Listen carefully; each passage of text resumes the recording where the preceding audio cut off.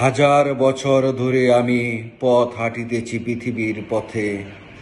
সিংহল সমুদ্র থেকে নিশীথের অন্ধকারে মালয় সাগরে অনেক ঘুরেছি আমি।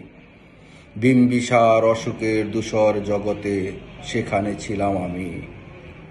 আরো দূর অন্ধকারে বিদর্ভ নগরে আমি ক্লান্ত প্রাণ এক, চারিদিকে জীবনের সমুদ্র সফেন।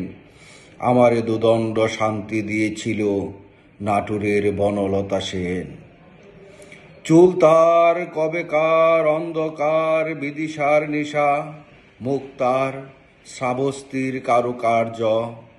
অতি দূর সমুদ্রের পর হাল ভেঙে যে নাবিক হারায় আছে দিশা। সবুজ ঘাসের দেশ যখন সে চোখে দেখে দারুচিনি দ্বীপের ভিতর, তেমনি দেখেছি তারে অন্ধকারে। বলেছে সে, এতদিন কোথায় ছিলেন? পাখি নীরের মতো চোখ তুলে নাটোরের বনলতা সেন।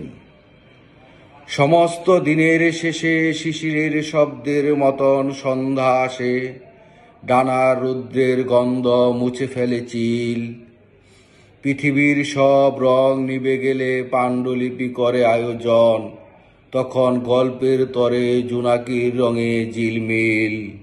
সব পাখি ঘরে আসে, সব নদী ফুরায়ে জীবনের সব লেনদেন।